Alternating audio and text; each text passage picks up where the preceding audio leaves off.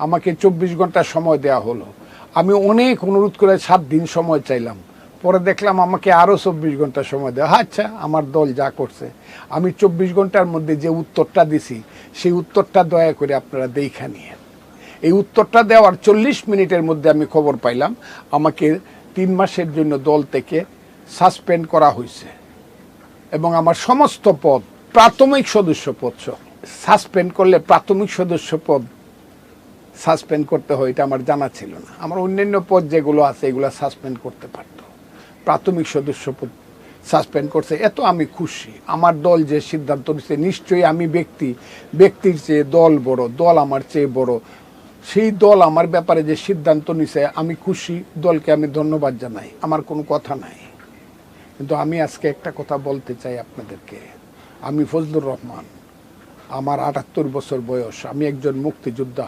আমি জীবনে কোনোদিন 1 পয়সা কারো কাছে চাঁদা চাই নাই, কোনোদিন ধান্দাবাজি করি নাই।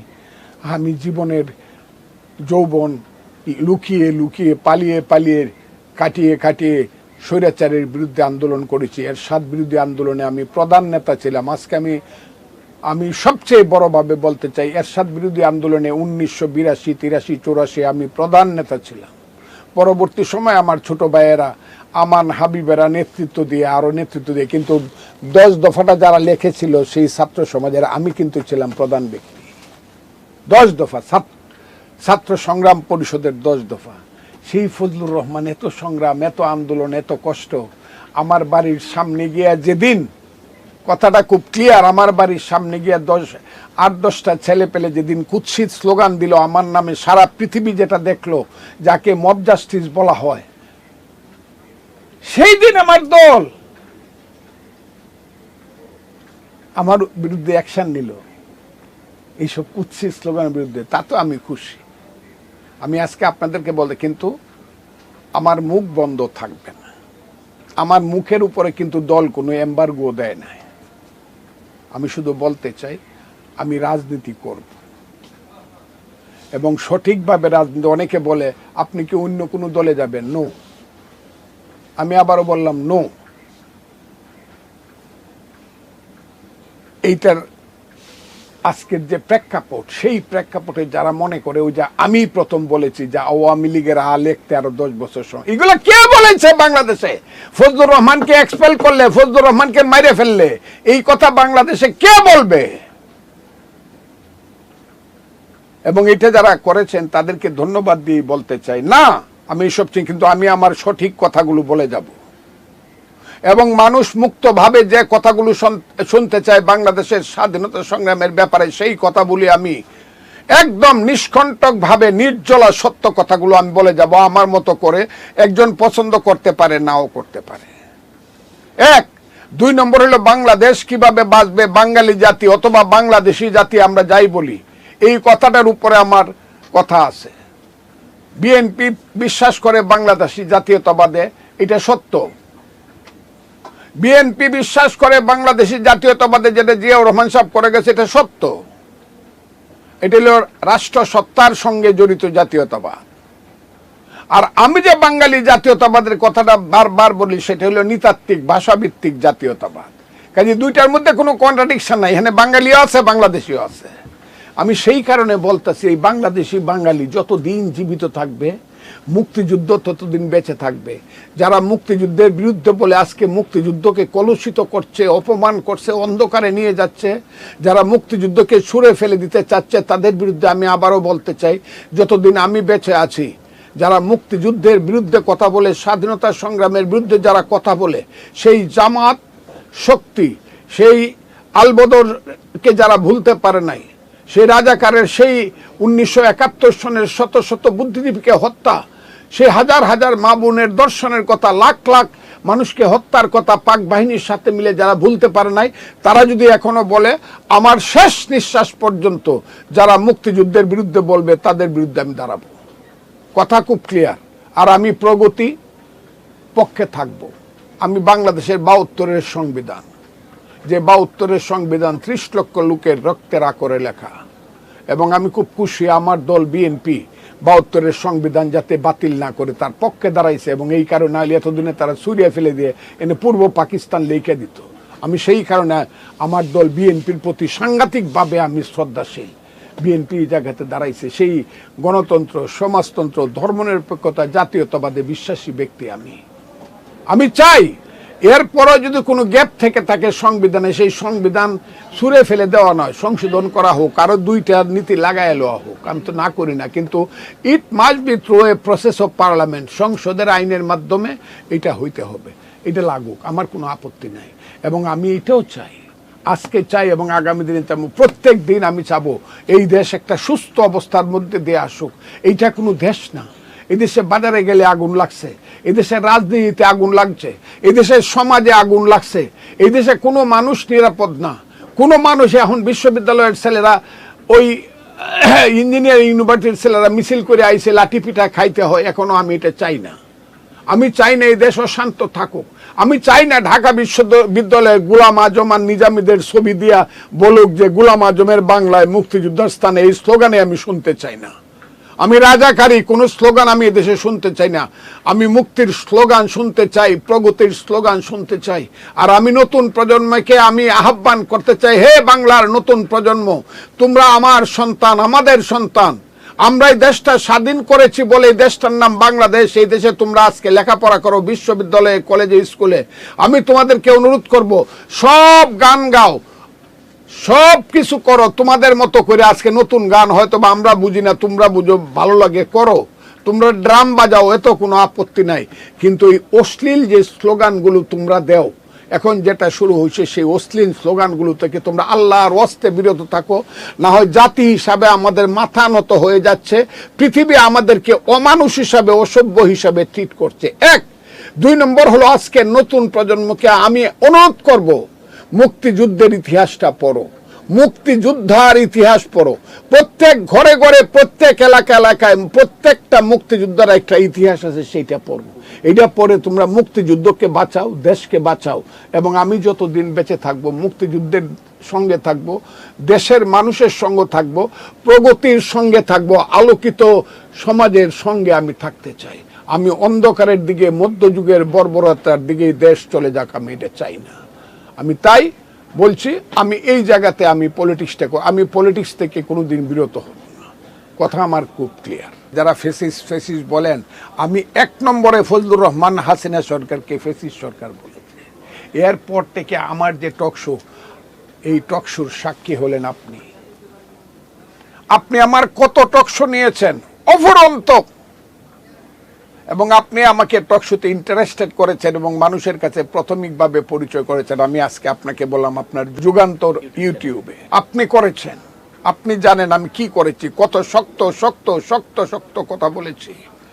এবং 2024 সনের 7ই জানুয়ারি যখন শেষ পর্যন্ত ইলেকশন করেই ফেললো হাসিনা সরকার, আপনি এসেছিলেন। আমি আপনাকে একটা সাক্ষাৎকার দিলাম 8ই জানুয়ারি রাতের বেলায়। আপনি তো এসে বললেন যে 5 বছর তো শেখ হাসিনা থাকবে, তার তো এখন সে সার্টিফিকেট পেয়ে গেছে, কনফার্ম। আমি তখন বলেছিলাম শেখ হাসিনা 6 মাসের বেশি থাকতে পারবে না। এগুলো কি বলবো আজকে, আমি কথা বললে পরে আমার চোখে পানিও আসে, মনে আবেগও আসে। আমার কথা কোটি কোটি মানুষ এই দেশে শুনে। সেই ফজলুর রহমান আমি বলতেছি, আপনি যখন জিজ্ঞাসা করলেন কে শেখ হাসিনাকে সরাবে, আমি তখন আঙ্গুল তুলে বলেছিলাম আল্লাহ সরাবে। এবং আল্লাহর সেই বাণী আমি বলেছিলাম, ওয়াতাইজ্জু মান্তাস শাউ ওয়াতা জিল্লু মান্তাস শাউ বিয়াদিকাল খায়ের ইন্নাকা আলা কুল্লে শাইন খাতির। আর করবে কে? আল্লাহর সৃষ্ট আশরাফুল মখলুকাত মানুষ তাকে সরাবে। এবং 6 মাসের মধ্যে না হইলেও 7 মাসের মধ্যে, জুলাই মাসের 5 তারিখ থেকে 6 মাস যাওয়ার সঙ্গে সঙ্গেই শেখ হাসিনার বিরুদ্ধে যে আন্দোলনটা শুরু হইল, নির্দোষ একটা আন্দোলন, কোটা আন্দোলন। এই প্রথম আমি বক্তৃতা করে বললাম, বাবারা তোমরা শুধু কোটা চাও, চাকরি চাও, তোমরা এইটাও আপনার কাছে আছে, এটা আমি জানি।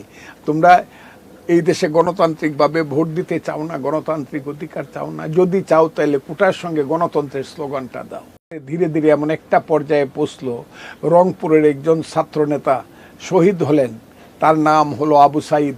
আপনার মনে থাকার কথা, আমি বললাম আবু সাইদ হবে 21 শতাব্দীর বীর শ্রেষ্ঠ।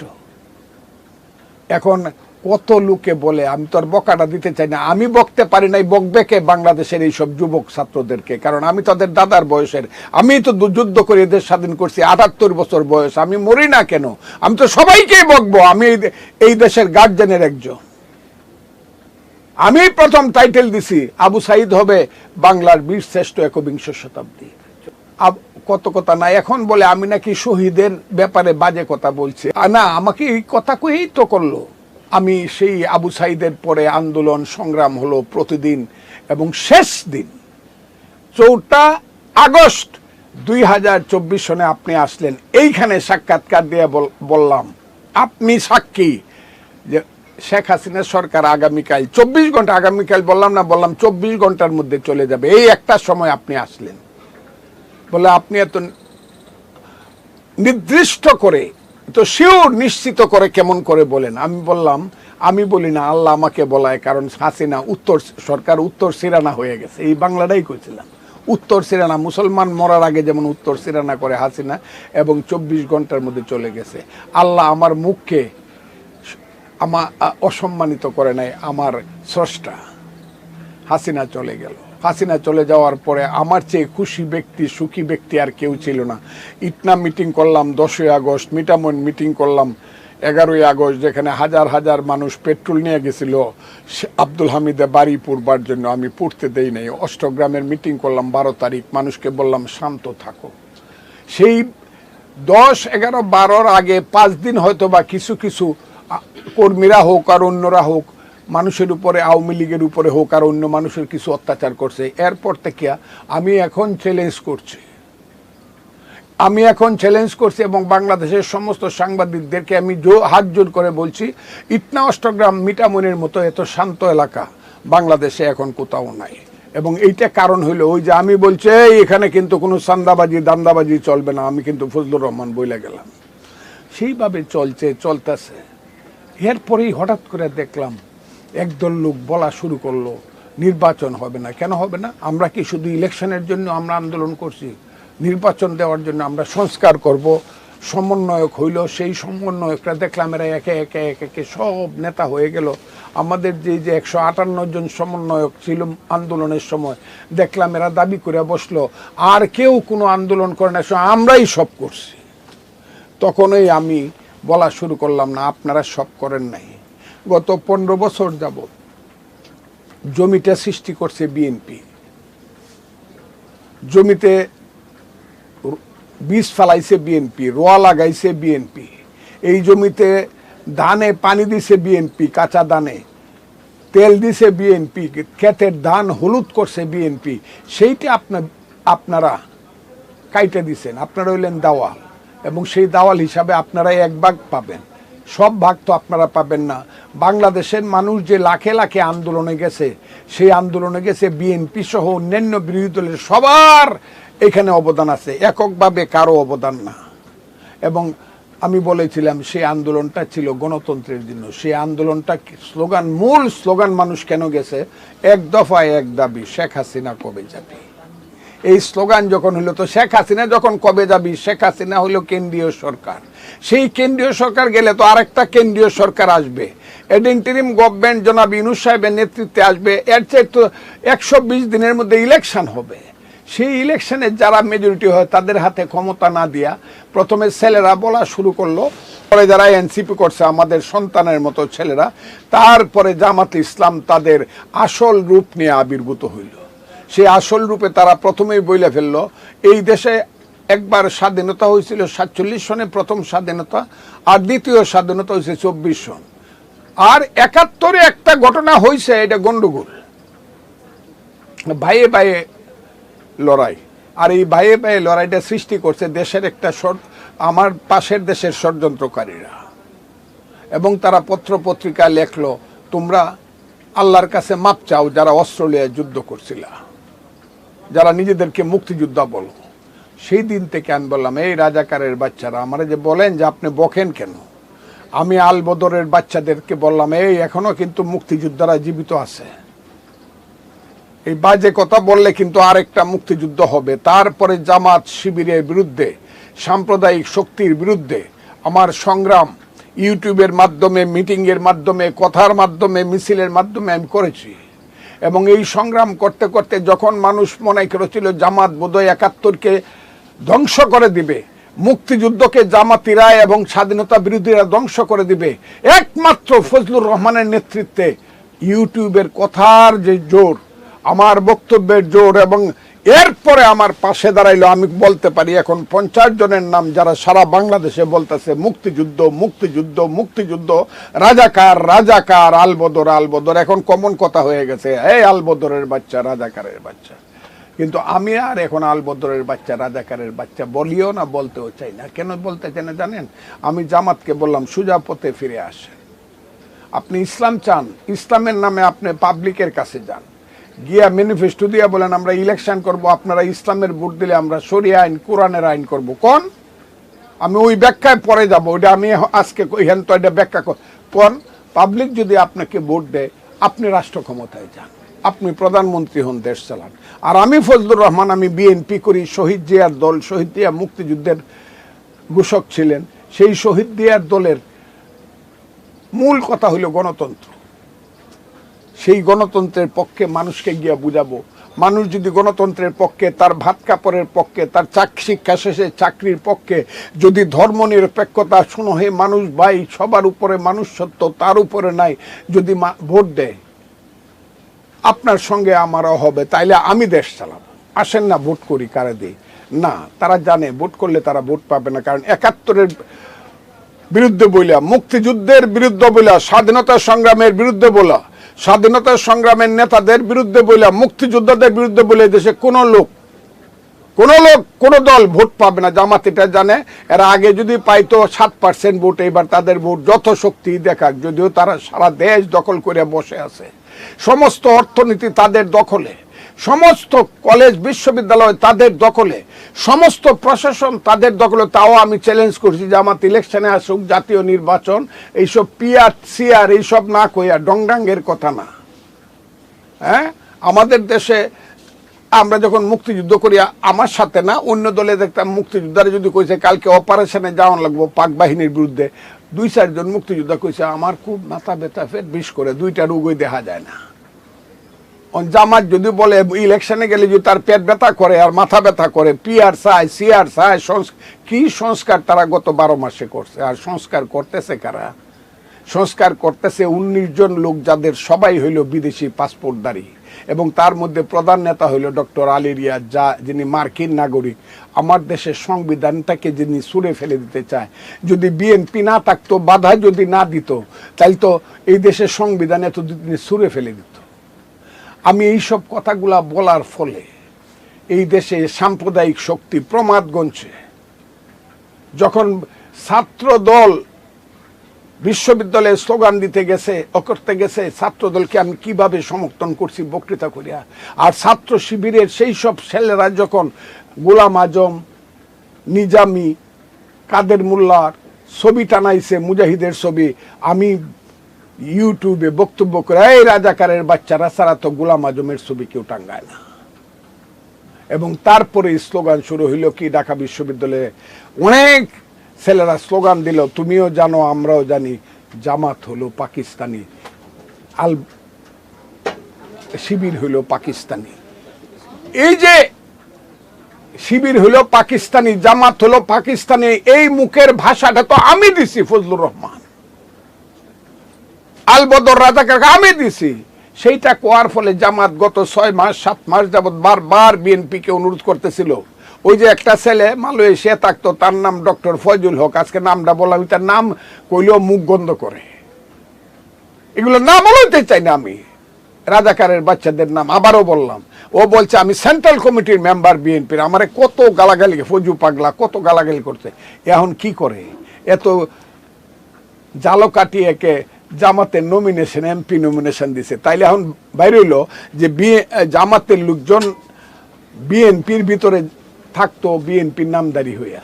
এটা কত, এটার সংখ্যা বলা যাবে না, যেমন ছাত্রলীগ আওয়ামী লীগের মধ্যে ছিল। এরা তো হইল চোরাই পার্টি, আমি এদেরকে চোরাই পার্টি বলি। এইসব চোরের দল বারবার বাংলাদেশের সবচেয়ে বড় দল বিএনপিকে অনুরোধ করতেছিল, ফজলুর রহমান এত কঠিন কথা বলে, তারে যদি আপনারা এক্সপ্লেন না করেন আপনাদের সাথে মিল হবে না। এবং আমি যা শুনছি এটা আরো দুর্ভাগ্যজনক। বিদেশের একজন, অন্য দেশের একজন লোক এসেছিলেন, সে মন্ত্রী হতে পারে, মন্ত্রী বা উপপ্রধানমন্ত্রী যেই এসেছিলেন, তারা সবাই যখন দেখলো ফজলুর রহমানকে আর কিছু করা যায় না, দুর্ভাগ্যজনক ওই লোকটা থাকতে থাকতে, এই বাংলাদেশে থাকতে থাকতে আমাকে শোকজ নোটিশ করা হয়।